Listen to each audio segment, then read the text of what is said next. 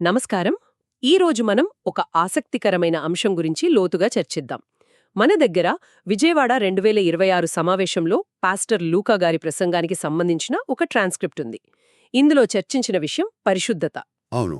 అయితే ఆయన చెప్పిన విధానం చాలా లోతైనది. నిజమే. ఈ ప్రసంగం 1 థెస్సలోనికైలకు 4వ అధ్యాయం నుండి ఆ 2 వాక్యాలను పునాదిగా తీసుకుంటుంది.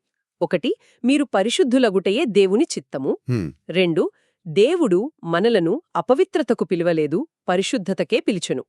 ఇప్పుడు నా ప్రశ్న ఏంటంటే, దేవుని చిత్తం, ఆయన పిలుపు రెండూ పరిశుద్ధతే అయితే, ఈ విషయం ఎందుకు ఇంత కేంద్ర బిందువుగా ఉంది? ఆ, ఇది చాలా కీలకమైన ప్రశ్న. ఎందుకంటే పరిశుద్ధత అనే మాట వినగానే మనలో చాలామందికి కొంచెం భయం, లేదా ఇది మన వల్ల కాదులే అనే భావన కలుగుతాయి. నిజమే. కానీ ఈ ప్రసంగాన్ని బట్టి చూస్తే దీనికి సమాధానం దేవుని స్వభావంలోనే ఉంది. దేవుని స్వభావంలోనా? అవును. లేవియాకాండంలో దేవుడు తన ప్రజలతో పదే పదే ఒక మాట అంటాడు. మీ దేవుడనైన యెహోవానగు నేను పరిశుద్ధుడను గనుక మీరును పరిశుద్ధులయ్యుండుడి. ఓ, దీన్ని మనం ఒక రూల్లాగా కాకుండా ఒక గుర్తింపుగా చూడాలి. అంటే నీళ్లు ఎందుకు తడిగా ఉంటాయి అని అడగడం లాంటిదనమాట. అది దాని స్వభావం. కరెక్ట్. అలాగే దేవుని స్వభావమే పరిశుద్ధత. ఆయన స్వరూపంలో ఉన్న మనం ఆయనతో కనెక్ట్ అవ్వాలంటే మనం కూడా అదే ఫ్రీక్వెన్సీలో ఉండాలి. ఓకే, ఓకే, అర్థమైంది. మరి దేవుడు ఈ పరిశుద్ధమైన ప్రజలను ఎలా తయారు చేసుకున్నాడు? ప్రసంగం ప్రకారం ఈ ప్రయాణం వేరు చేయడం అనే ఆలోచనతో మొదలవుతుంది. అవును, ఈ పదం వినడానికి కొంచెం ఇతరులను దూరం పెట్టడంలా అనిపిస్తుంది కదా. అనిపిస్తుంది. కానీ ఇక్కడ వేరు చేయడం అంటే గర్వంతో కాదు, ఒక ప్రత్యేకమైన ఉద్దేశం కోసం కేటాయించబడటం. ఈ కథ అబ్రహాంతో మొదలవుతుంది. ప్రపంచంలో ఎన్నో జాతులు, ప్రజలు ఉండగా దేవుడు అబ్రహాంను పిలిచి అతని నుండి ఒక ప్రత్యేకమైన జనాన్ని, అంటే ఇశ్రాయేలును తన కోసమే వేరు చేసుకున్నాడు. సరే. ఆ తర్వాత యాకోబు 12 మంది కుమారుల ద్వారా 12 గోత్రాలు. ఇది దేవుని ప్రణాళికలో మొదటి దశ. ఆ తరువాత ప్రసంగంలో ఈ గోత్రాల లెక్కల గురించి కొంచెం వివరంగా చెప్పారు. యోసేపు గోత్రం 2గా విడిపోవడం, లేవీ గోత్రాన్ని ప్రత్యేకంగా పరిచర్యకు కేటాయించడం. అవును. ఈ లెక్కలు కొంచెం గందరగోళంగా అనిపించవచ్చు. అసలు ఈ సంఖ్యల వెనుక ఉన్న ఉద్దేశ్యం ఏంటి? మంచి ప్రశ్న. నిజానికి ఆ లెక్కల కంటే వాటి వెనుక ఉన్న సూత్రం చాలా ముఖ్యం. దేవుడు తన ప్రణాళికను ఎలా స్టెప్ బై స్టెప్ అమలు చేశాడో చెప్పడానికి ఇదొక ఉదాహరణ. అంటే మొదట ఒక కుటుంబాన్ని, అంటే అబ్రహామును, తర్వాత ఒక జనాన్ని, అంటే 12 గోత్రాలను, ఆ తర్వాత ఆ జనంలో నుంచే ఒక ప్రత్యేక యాజక గోత్రాన్ని, అంటే లేవీలను తన సేవ కోసం వేరుచేసుకున్నాడు. ఓకే. ఇక్కడ గమనించాల్సిన విషయమేంటంటే మిగతా గోత్రాలన్నిటికీ భూమిలో వాటా ఇచ్చారు, కానీ లేవీలకు భూమిలో వాటా లేదు. ఓ, అలాగా. దేవుడే వారి స్వాస్థ్యం, ఆయన సేవే వారి జీవనాధారం. అంటే వారు పూర్తిగా దేవునిపైనే ఆధారపడి బ్రతకాలి. అబ్బా. ఇది దేవుని ప్రణాళిక మరింత ఫోకస్ అవుతోందని చెప్పడానికి ఒక సంకేతం. ఓకే. దేవుని ప్రణాళిక మొదట ఒక కుటుంబం, తర్వాత ఒక జాతి, ఆ తర్వాత ఒక గోత్రంపై కేంద్రీకృతమైంది. కాని ఇక్కడే ప్రసంగం ఒక అనూహ్యమైన మలుపు తీసుకుంటుంది. రోమా పత్రికలోని ఒలీవ చెట్టు ఉపమానాన్ని ప్రస్తావిస్తూ. అవును. ఈ వేరు చేయబడడం అనే ఆలోచనకు కొత్త అర్థాన్నిస్తుంది. ఇక్కడే నాకు చాలా ఆసక్తిగా అనిపించింది. నిజమే. అది నిజంగా ఒక విప్లవాత్మకమైన మార్పు. పౌలు చెప్పిన ఉపమానంలో మంచి ఒలీవ చెట్టు ఇజ్రాయేలు జనాంగానికి సింబల్ అన్నమాట. సరే. ఆ చెట్టు కొమ్మలైన ఇజ్రాయేలీలు అవిశ్వాసం వల్ల తెంచివేయబడ్డారని పౌలంటాడు. అప్పుడు అడవి ఒలీవ కొమ్మలైన అన్యజనులు, అంటే ఇజ్రాయేలీలు కానివారు, మనలాంటివాళ్లు, అవును, విశ్వాసం ద్వారా ఆ మంచి ఒలీవ చెట్టుకు అంటుకట్టబడ్డారు. ఒక్క నిమిషం. అంటే వంశపారంపర్యంగా వచ్చిన సంబంధం కూడా అవిశ్వాసం వల్ల తెగిపోవచ్చని, కరెక్ట్, బయటనుండి వచ్చినవారు కేవలం విశ్వాసం ద్వారా ఆ కుటుంబంలో భాగమవ్వచ్చని చెబుతున్నాడన్మాట. అదే. ఇది ఆ కాలంలో ఎంత సంచలనాత్మకమైన ఆలోచనో కదా. ప్రసంగంలో చెప్పినట్లు దేవుడు ఇప్పుడొక 14వ గోత్రాన్ని సృష్టిస్తున్నాడు. అవును. అంటే దేవుని ప్రాజెక్ట్ ఒక రకంగా స్కేలప్ అవుతోందనమాట. ఖచ్చితంగా. ఆ పదం సరిగ్గా సరిపోతుంది. ఇది దేవుని ప్రణాళిక యొక్క స్కేలప్. ఇకపై దేవుని ప్రజలు అనేది ఒక జాతికో కులానికో దేశానికో పరిమితం కాదు. ఉమ్, యేసుక్రీస్తుపై విశ్వాసముంచిన ప్రతి ఒక్కరూ ఈ కొత్త ఆధ్యాత్మిక జనాంగంలో, ఈ 14వ గోత్రంలో భాగమవుతారు. అబ్బా. పరిశుద్ధతకు పిలుపు అనేది ఇప్పుడు విశ్వవ్యాప్తమైనది. సరే, ఈ కొత్త గోత్రంలో చేరడానికి పిలుపు అందింది. కానీ ఈ పిలుపు యొక్క అసలు ఉద్దేశం ఏంటి? కేవలం పాపాలు చేయకుండా బ్రతకడమా? కాదు. లేక దాని వెనుక ఇంకా పెద్ద ప్లానుందా? ఉంది. ప్రసంగం ప్రకారం ఇది మన అస్తిత్వంతో, మనల్ని సృష్టించిన విధానంతో ముడిపడుంది. ఓకే. ఇక్కడే విషయం మరింత లోతుగా వెళ్తుంది. దేవుడు త్రిత్వస్వరూపి అని మనకు తెలుసు కదా, తండ్రి, కుమారుడు, పరిశుద్ధాత్ముడు. అవును. ప్రసంగములో చెప్పిన అద్భుతమైన విషయమేంటంటే, దేవుడు మానవుణ్ణి కూడా తన పోలికలో ఒక త్రిత్వంగా సృష్టించాడు. అంటే? ఆత్మ, ప్రాణము మరియు శరీరము. ఈ పోలిక యాదృచ్ఛికం కాదు. ఈ పోలికను అర్థం చేసుకోవడానికి మనల్ని ఒక కంప్యూటర్తో పోల్చుకుందాం. సరే.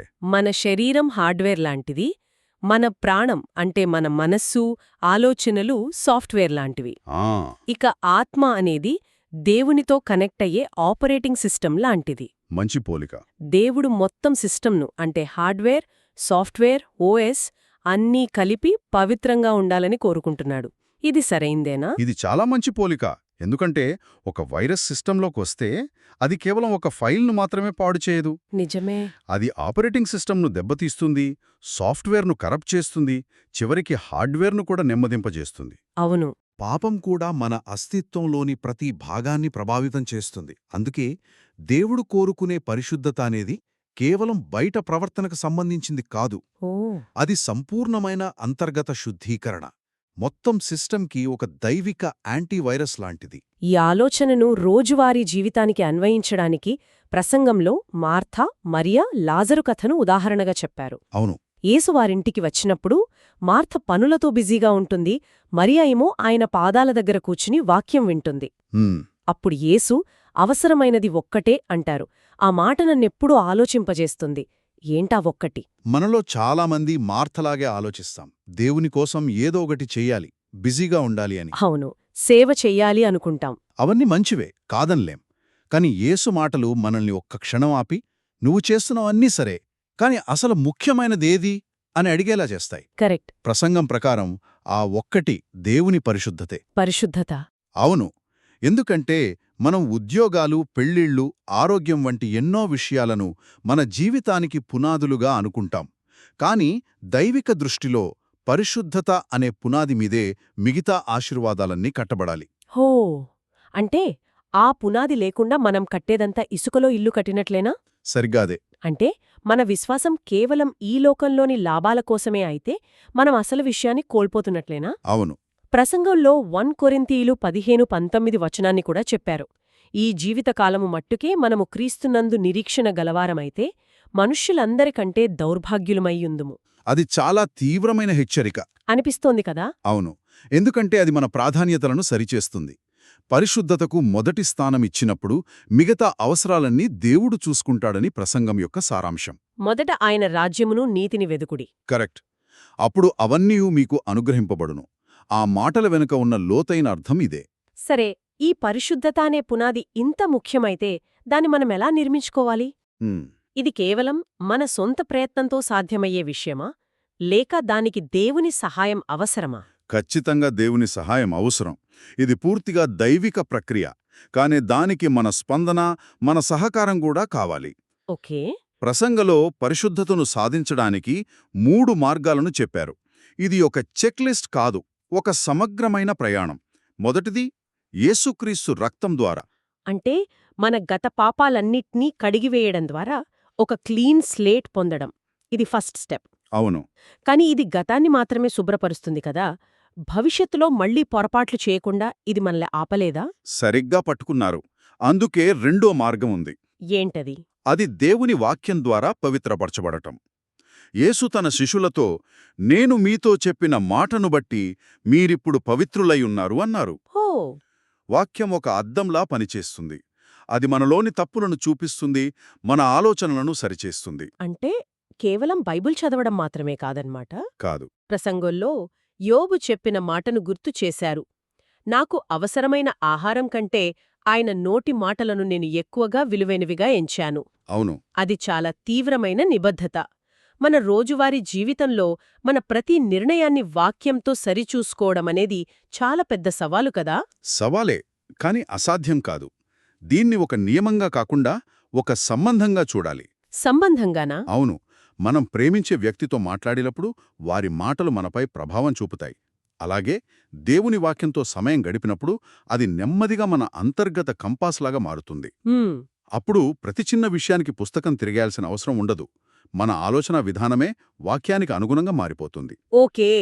యేసు రక్తం గతాన్ని శుద్ధి చేస్తుంది, వాక్యం వర్తమానాన్ని నడిపిస్తుంది. కాని మన కంట్రోల్లో లేని విషయాల సంగతేంటి? మన ఆలోచనలు, మన జ్ఞాపకాలు, అవును, మన ప్రాణంలో లోతుగా పాతుకుపోయిన ఆ మలినాలను మనంతట మనం ఎలా శుభ్రపరుచుకోగలం? చాలా మంచి పాయింట్. వాటి విషయంలోనే మూడవ అత్యంత ముఖ్యమైన మార్గం వస్తుంది. అదేంటి? పరిశుద్ధాత్ముని ద్వారా రూపాంతరం చెందడం. ఓ, మన కంప్యూటర్ అనాలజీకి తిరిగి వెళ్తే, మన ఆపరేటింగ్ సిస్టమ్ లోతుల్లో ఉన్న వైరస్ను తీసివేయగల శక్తి పరిశుద్ధాత్మునికి మాత్రమే ఉంది. నిజమే. మన ప్రయత్నంతో మన ప్రవర్తనను మార్చుకోగలం, కాని మన స్వభావాన్ని మార్చలేం. ఆ రూపాంతరం కేవలం పరిశుద్ధాత్ముని వల్లే సాధ్యం. అంటే ఈ మూడు, క్రీస్తు రక్తం, దేవుని వాక్యం, పరిశుద్ధాత్మ శక్తి కలిసినప్పుడే సంపూర్ణ పరిశుద్ధత సాధ్యమవుతుంది. కరెక్ట్. అంటే పరిశుద్ధత అనేది కేవలం కొన్ని నియమాలను పాటించడం లేదా పాపలకు దూరంగా ఉండటం మాత్రమే కాదని స్పష్టమవుతోంది. ఖచ్చితంగా కాదు. ఇది మన అస్తిత్వాన్ని పూర్తిగా మార్చే ఒక ప్రక్రియ. ఈ విషయాన్ని స్పష్టం చేయడానికి ప్రసంగం ముగింపులో వాడిన ఉపమానం నన్ను చాలా ఆకట్టుకుంది. అవును, ఆ వెల్డింగ్ ఉపమానం. 2 ఇనుప ముక్కలను వెల్డింగ్ చేసినా లేదా బోల్టులతో బిగించినా వాటిని మళ్లీ విడదీయవచ్చు. వాటి మధ్య ఒక గీత కనిపిస్తూనే ఉంటుంది. అవును, కాని ఆ 2 ఇనుప ముక్కలను వేరువేరుగా కరిగించి ఒకే పాత్రలో పోస్తే అవి రెండూ కలిసిపోయి ఒకే ముద్దగా మారతాయి. అప్పుడు ఏది మొదటి ముక్కో ఏది రెండో ముక్కో చెప్పడం అసాధ్యం. అవి ఏకమైపోతాయి. ఈ ఐక్యతను వివరించడానికే ప్రసంగంలో ఒక శక్తివంతమైన తమిళ పదం వాడారు. విశ్వాసి క్రీస్తుతో ఇసందిరుక్రవన్, అంటే క్రీస్తుతో కలిసిపోయినవాడు అని. అవును, ఆయనతో ఒరే ఆవియాగా, అంటే ఒకే ఆత్మగా ఉంటాడని. ఇది కేవలం కలవడం కాదు, పూర్తిగా ఏకమైపోవడం. కరెక్ట్. పరిశుద్ధత యొక్క అంతిమ లక్ష్యమిదేనా? ఖచ్చితంగా పరిశుద్ధత యొక్క అంతిమ లక్ష్యమదే. దేవుడు మనల్ని వేరుచేసింది, నియమాలను ఇచ్చింది, తన వాక్యంతో నడిపిస్తున్నది, తన ఆత్మతో నింపుతున్నది. ఇవన్నీ చివరికి ఈ విడదీయరాని ఏకత్వం కోసమే. అంటే పరిశుద్ధత అనేది ఆంక్షలతో కూడిన జీవితానికి పిలుపు కాదు. అది మన సృష్టికర్తతో సాధ్యమైనంత అత్యంత సన్నిహితమైన, విడదీయరాని బంధంలోకి ఒక అద్భుతమైన ఆహ్వానం. ఈ సంభాషణను ముగించే ముందు మన శ్రోతల కోసం ఒక ఆలోచనాత్మకమైన ప్రశ్నను వదిలివెళ్దాం. తప్పకుండా. ప్రసవంలో రాబోయే నిత్యత్వం గురించి ఒక ఆశ్చర్యకరమైన విషయం చెప్పారు. ప్రారంభంలో తండ్రి, కుమారుడు, పరిశుద్ధాత్ముడు అనే త్రిత్వముంది. అవును. కాని నిత్యత్వంలో తండ్రి, కుమారుడు మరియు ఆయన పెండ్లి కుమార్తె అయిన సంఘము ఉంటారని చెప్పారు. ఇది నిజమైతే మానవాళి ఇంత ఉన్నతమైన స్థానానికి, దాదాపు దైవత్వంలో ఒక భాగంగా మారడానికి పిలువబడుతోందన్నమాట. ఈ ఆలోచన యొక్క లోతైన అర్థమేమిటి? ఇది కేవలం ఒక మతపరమైన, కవితాత్మకమైన భావనేనా, లేక మానవ అస్తిత్వపు అంతిమ సామర్థ్యం గురించిన ఒక లోతైన సత్యమా?